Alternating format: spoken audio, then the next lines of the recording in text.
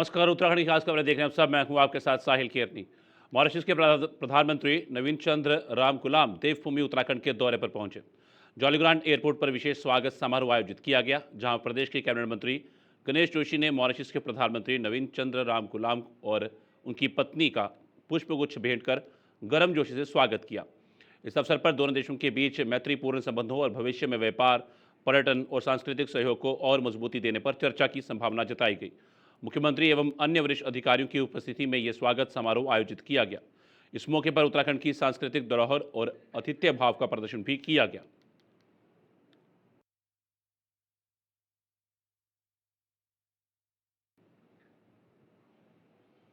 प्रदेश के पर्यटन और सिंचाई मंत्री सतपाल महाराज ने नई दिल्ली में केंद्रीय पर्यावरण, वन एवं जलवायु परिवर्तन मंत्री भूपेंद्र यादव से मुलाकात की। इस दौरान उन्होंने पर्वतीय क्षेत्रों में बने ग्लेशियरों और बड़े तालाबों के वैज्ञानिक अध्ययन की मांग की, ताकि भविष्य में आपदा के नुकसान को रोका जा सके। महाराज ने कहा कि उत्तराखंड समेत हिमालयी राज्यों में अक्सर बादल फटना, भूस्खलन और बाढ़ जैसी आपदाएं आती हैं, जिससे भारी जनहानि होती है। उन्होंने उपग्रह आधारित तकनीकों और सुदृढ़ बनाने तथा समय पर चेतावनी संदेश आम जनता तक पहुंचाने की आवश्यकता पर जोर दिया।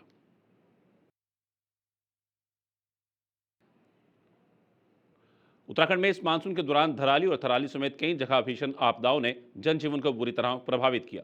इन आपदाओं में जान माल का भारी नुकसान हुआ। आपदा सचिव विनोद कुमार सुमन ने बताया कि आपदा की गंभीरता को देखते हुए प्रधानमंत्री नरेंद्र मोदी ने प्रदेश का दौरा किया। पीएम ने आपदा पीड़ितों से मुलाकात की और राहत की घोषणा करते हुए 1200 करोड़ रुपए देने का आश्वासन दिया। उन्होंने एसडीआरएफ, एनडीआरएफ और सेना के जवानों की सराहना भी की। मुख्यमंत्री धामी के निर्देश पर अब राहत राशि 24 घंटे के भीतर पीड़ितों तक पहुंचाई जा रही है। देखिए, माननीय मुख्यमंत्री जी की माननीय प्रधानमंत्री जी से लगातार बातचीत चल रही है जब से आपदा आई है, और माननीय मुख्यमंत्री जी को माननीय प्रधानमंत्री जी ने हर एक प्रकार से सहयोग का आश्वासन दिया है। और उसके क्रम में कल माननीय प्रधानमंत्री जी का भ्रमण था राज्य में। उसमें जो आपदा प्रभावित थे उनसे सर ने मुलाकात की है। जो राहत बचाव दल काम कर रहे थे विभिन्न प्रकार की आपदाओं में, सभी के जवानों से बातचीत किया है। लोगों ने हर प्रकार से उत्तराखंड के कार्यों की तारीफ किया है। जो आपदा प्रभावित थे उनके द्वारा भी यह उद्गार व्यक्त किया गया कि साहब, सरकार ने, प्रशासन ने, शासन ने बहुत अच्छी तरीके से काम किया है। आप सबने पूरा देखा है, बताने की आवश्यकता नहीं है कि आज उत्तराखंड में आपदा प्रबंधन के क्षेत्र में हम लोग लगातार अपने कार्यों में सुधार कर रहे हैं। जहां कमियां नजर आ रही हैं, ईमानदारी के साथ उसको ठीक करने की कोशिश कर रहे हैं। हमारा रिस्पांस टाइम बहुत बेहतर हुआ है।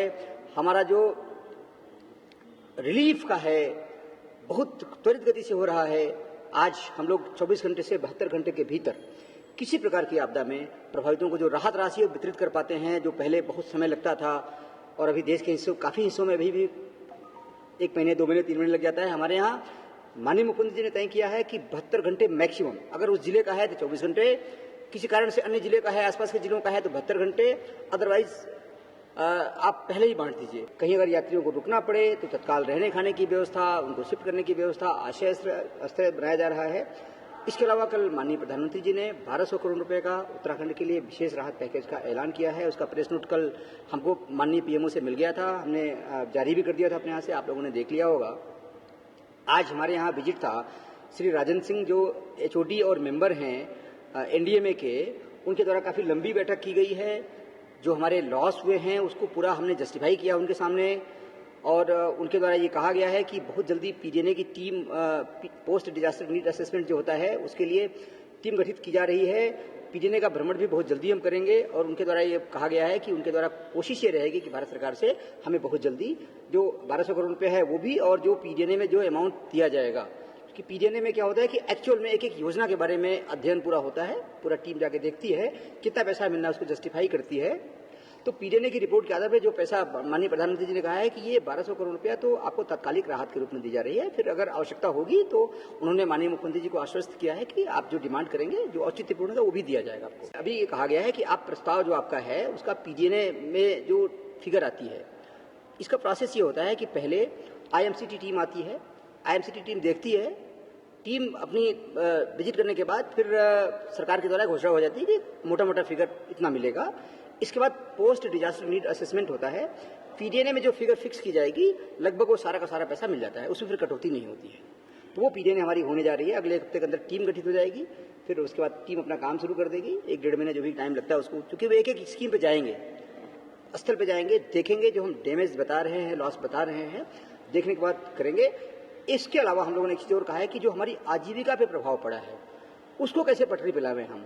जैसे जब कोई आदमी उत्तराखंड में भ्रमण करते हैं तो वो अपना कहीं होटल में रुकते हैं, होटल हमारे होते हैं, होटल में लोग नहीं रुके, वो लॉस हुआ। हमारे व्हीकल ओनर्स हैं, उनकी व्हीकल नहीं किराए पे उठी, उनका लॉस हुआ। हमारे दुकानदार हैं, सोनियर शॉप वाले हैं, होटल वाले हैं, ढाबे वाले हैं, रेस्टोरेंट वाले हैं, तमाम गाइड हैं, तमाम तीर्थ पुरोहित हैं, सबका नुकसान हुआ है। तो वो सबके नुकसान की भरपाई कैसे किया जाए, उसके लिए भी पैकेज की मांग किया है हम लोगों ने, और हमें आश्वासन मिला है कि पैसा हमको मिलेगा। मौसम जो है अब येलो अलर्ट चल रहा है, तो मौसम ठीक रहने की संभावना है। यात्रा हमारी जोर पकड़ रही है। जैसे केदारनाथ जी में 5000 तक का आंकड़ा पहुंचना शुरू हो गया है, गंगोत्री यात्रा शुरू हो गई है। बद्रीनाथ पहले ही चल रहा था, केदारनाथ में काफ़ी बूम आ गया है। तो यात्रा मैं समझता हूँ नॉर्मल हो जाएगा, उसकी दिशा में काम चल रहे हैं। जो भी कमियां हैं उसको दूर करने की कोशिश की जा रही है, और इसके बाद कुछ दिनों में यात्रा पे जोर रहेगा। और यात्रा पे जोर रहने के साथ साथ जो हमारे जख्म जो मानसून के समय जो हमको लगा, उसकी काफ़ी हद तक तेजी से रिकवरी। देहरादून में उत्तराखंड कांग्रेस प्रदेश कार्यालय में आयोजित प्रेस वार्ता में पूर्व मुख्यमंत्री हरीश रावत और विधायक प्रीतम सिंह ने दैवीय आपदा के लिए केंद्र सरकार द्वारा घोषित राहत राशि पर नाराजगी जताई। इस मौके पर विधायक फुरकान अहमद समेत कई वरिष्ठ कांग्रेस नेता भी मौजूद रहे। कांग्रेस नेताओं ने कहा कि प्रधानमंत्री नरेंद्र मोदी ने राज्य के लिए मात्र 1200 करोड़ रुपए का आर्थिक पैकेज घोषित किया है, जो बेहद निराशाजनक है। उन्होंने इसे आपदा प्रभावित राज्य की जरूरत के मुकाबले ऊंट के मुंह में जीरा करार दिया और केंद्र से अधिक राहत की मांग की। माननीय प्रीतम सिंह जी ने दो अति महत्वपूर्ण बिंदुओं पर, तत्कालिक महत्व के बिंदुओं पर, जिनमें एक राज्य में आई हुई आपदा और माननीय प्रधानमंत्री जी के राज्य में आगमन, राज्य सरकार द्वारा चाही गई, मांगी गई, तथ्यात्मक रिपोर्ट के आधार पर तैयार की गई मांग के सापेक्ष बहुत कम धनराशि देने से जो आपदा पीड़ितों में और राज्य के लोगों में निराशा व्याप्त हुई है, हम उस निराशा से दुखी हैं। और हम इस बात से भी दुखी हैं कि हिमालयी क्षेत्रों में, और ये जो मध्य हिमालयी क्षेत्र विशेष तौर पर है, जो लगातार दैवीय आपदाओं से जूझ रहा है, बादल फटने की घटनाएं, ग्लेशियर टूटने की घटनाएं आदि से जलवायु परिवर्तन का सबसे बड़ा दुष्प्रभाव जहां पड़ रहा है, वहां उस दुष्प्रभाव से लड़ने की राष्ट्रीय रणनीति बनाने के प्रश्न पर भी माननीय प्रधानमंत्री जी मौन रहे। हम अपेक्षा कर रहे थे कि जितने हमको घाव लगे यहाँ से लेकर के हिमाचल और जम्मू कश्मीर तक, माननीय प्रधानमंत्री जी इस पर कोई रणनीति की बात करेंगे, और साथ साथ आपदा के मानक जिनको 2014 में तत्कालीन कांग्रेस सरकार के इनिशिएटिव पर बदलवाया गया था, कम से कम उन आपदा के मानकों में और सुधार करने का काम करेंगे।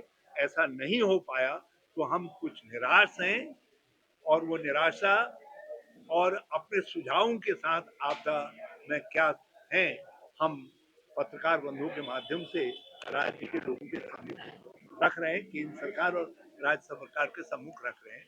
दूसरा बिंदु, इस राज्य की माननीय विधानसभा ने सर्वसम्मति से एक विधेयक पारित किया, जो अब कानून है, एक्ट के रूप में है, वो है मलिन बस्तियों के।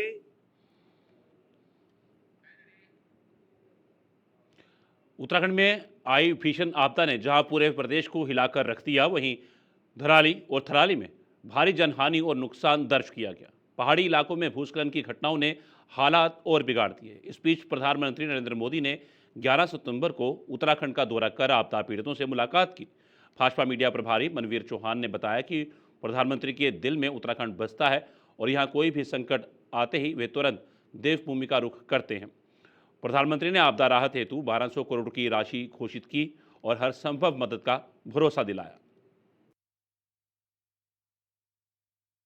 देखिए, आदरणीय प्रधानमंत्री नरेंद्र भाई मोदी जी उत्तराखंड के दुख और सुख के साथी रहे हैं हमेशा, और वो उत्तराखंड के आम जनता के साथ हर आपदा में खड़े रहे हैं। और उनके द्वारा जो आपदा के तहत तत्कालिक सहायता जारी की गई है 1200 करोड़ रुपए की, निश्चित रूप से ये उत्तराखंड राज्य के प्रति उनकी संवेदनशीलता को दर्शाता है, उनके प्रेम को दर्शाता है। और ये राशि तात्कालिक राशि है। आदरणीय प्रधानमंत्री ने स्वयं कहा है कि राशि तत्काल राहत देने के लिए है, और विस्तार से जो केंद्रीय टीम आई है वो आपदा का विस्तार से रिपोर्ट तैयार करके, और अन्य जो क्षति हुई है, चाहे सार्वजनिक संपत्ति की क्षति हो चाहे निजी संपत्ति की क्षति हुई हो, उसका विस्तृत रिपोर्ट तैयार करके केंद्र सरकार को वो कमेटी भेजने वाली है। और उसके बाद प्रदेश को अन्य राहत राशि जारी करने के लिए भी आदरणीय प्रधानमंत्री ने कहा है। तो निश्चित रूप से आदरणीय प्रधानमंत्री जी और भारतीय जनता पार्टी की केंद्र की सरकार हमेशा उत्तराखंड वासियों के साथ खड़ी रही है और आगे भी खड़ी रहने वाली है। देहरादून में एलिवेटेड रोड परियोजना को लेकर कांग्रेस और भाजपा आमने सामने आ गई हैं। कांग्रेस विधायक प्रीतम सिंह ने आरोप लगाया कि भाजपा सरकार मलिन बस्तियों को उजाड़ने का काम कर रही है, जबकि कांग्रेस ने अपने कार्यकाल में 582 बस्तियों को चिन्हित कर उन्हें मालिकाना हक देने की प्रक्रिया शुरू की थी। इस पर भाजपा विधायक विनोद चमोली ने पलटवार करते हुए कहा कि सरकार बस्तियों को उजाड़ नहीं रही बल्कि प्रभावित परिवारों के विस्थापन की व्यवस्था भी कर रही है। उन्होंने कांग्रेस पर भ्रम फैलाने का आरोप लगाते हुए इसे विकास विरोधी राजनीति करार दिया। मलिन बस्तियों के परिप्रेक्ष्य में मैं ये कहना चाहूँगा, जब हमारी सरकार थी, हमारी सरकार के समय एक कमेटी का गठन किया गया था और उसमें 582 मलिन बस्तियों को चिन्हित किया गया था और उन मलिन बस्तियों को मालिकाना हक देने की शुरुआत भी हमारी सरकार ने प्रारंभ किया।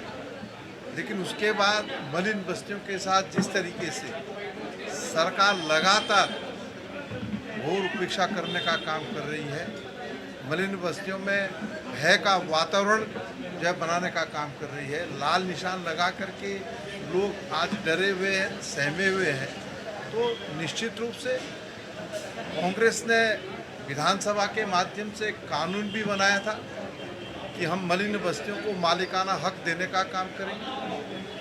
उसको भी जो है सरकार मानने के लिए तैयार नहीं, उसका भी लगातार उल्लंघन हो रहा है। प्रदेश में जो है मुख्य विपक्षी दल होने के नाते मलिन बस्तियों को संरक्षित करने के लिए, जैसा भी पूर्व मुख्यमंत्री आदरणीय हरीश राव जी ने कहा, हम सरकार का घेराव करने का भी काम करेंगे। कोई मलिन बस्तियाँ नहीं उजाड़ी जा रही हैं और मैंने पहले भी कहा है कि देहरादून में 2 एलिवेटेड रोड्स का प्रस्ताव है जो इसकी आवश्यकता भी है, तो उसके कारण 3000 से लगभग 3500 के लगभग जो मलिन बस्तियों में जो आवास हैं वो प्रभावित हो रहे हैं। तो हम लोगों ने उनको विस्थापित करने की व्यवस्था की है, क्योंकि ऐसा नहीं कि किसी को उजाड़ा जा रहा है बल्कि उनको बसाया जाएगा। और उसके बाद उनको ये भी समझ में आना चाहिए कि मलिन बस्ती में लगभग 50,000 परिवार रहते हैं, 50,000 मकान हैं, तो 47,000 मकानों को बचाने का काम भी भारतीय जनता पार्टी साथ साथ कर रही है। जहाँ 3-3.5 हज़ार को बचा रही है, बसा रही है, वहाँ लगभग 47,000 को बचा भी रही है। तो उसमें उजाड़ने जैसी कोई विषय नहीं है, सिर्फ एक भ्रम फैलाने की कोशिश की जा रही है। मलिन बस्तियों में एक असंतोष भाजपा के प्रति खड़ा हो, ऐसा प्रयास कांग्रेस का है। लेकिन मलिन बस्ती के लोग जानते हैं कि जब हाई कोर्ट का आदेश आया था कि मलिन बस्तियों को हटाना है, तो ये भारतीय जनता पार्टी की सरकार थी जो 3-3 बार अध्यादेश लाकर जिन्होंने मलिन बस्तियों को बचाने का काम किया है। और जो लोग प्रभावित हो रहे हैं उनको भी बचाने के लिए हम लोग आगे काम कर रहे हैं। तो इसलिए कांग्रेस जिस तरह का वातावरण बनाना चाहती है वो वातावरण उनसे बन नहीं पा रहा है और बनेगा भी नहीं, क्योंकि मलिन बस्ती के लोग भी समझदार हैं, वो समझते हैं कि क्या हो रहा है। मेरे तो खुली चुनौती है कांग्रेस को कि अगर उनको लगता है कि एलिवेटेड रोड के कारण समस्या है तो फिर एलिवेटेड रोड्स का विरोध करें, फिर ओपन सड़क पर आए कहीं साहब हमको एलिवेटेड रोड्स नहीं चाहिए। बताएं शहर को कि शहर का ट्रैफिक सिस्टम ठीक नहीं होना चाहिए, शहर को व्यवस्थित नहीं होना चाहिए, शहर में जो लिंक रोड्स हैं, जो यातायात के अन्य साधन हैं वो नहीं बनने चाहिए। तो कांग्रेस सीधी बात क्यों नहीं करती है? कांग्रेस नेपाल में हाल ही की हिंसक घटनाओं ने वहां अराजकता का माहौल पैदा कर दिया है। इस बीच हर साल उत्तराखंड सहित भारत के विभिन्न हिस्सों में व्यापार करने वाले नेपाली व्यापारी गहरी चिंता जता रहे हैं। उनका कहना है कि भारत आकर वे अपने हाथ से बने गर्म कंबल, कालीन और वस्त्र बेचकर परिवार का भरण पोषण करते हैं। उन्होंने स्पष्ट किया कि उनका उद्देश्य केवल शांति और ईमानदारी से व्यापार करना है। व्यापारियों ने हिंसा की कड़ी निंदा करते हुए कहा कि इससे न केवल नेपाल की छवि धूमिल हो रही है, बल्कि उनकी रोजी रोटी पर भी गहरा असर पड़ रहा है।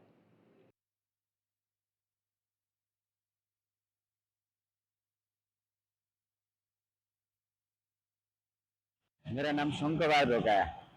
कहाँ आए हैं आप? म यही से फेरी लगाना आया, अब कम्बल अब सल बेच्न आया इधर। नेपालमा हिंसा अब कैसे भयो भने चाहिँ अब तपाईँको नेपालमा जो अभी हिंसा हो रहा है, हाँ, हिंसा ऐसा हो रहा है कि जो अब नेपाल का गवर्नमेंट जो है वो गवर्नमेंट ले अब मान गवर्नमेंट जीने जाने वाला जो आदमी है वो आदमी ने देश में अति भ्रष्टाचार किया है, हाँ, अत्याचार किया है और जनता को कुछ भी नहीं किया और गरीब को देखा नहीं उनने और आप धनी बन गया।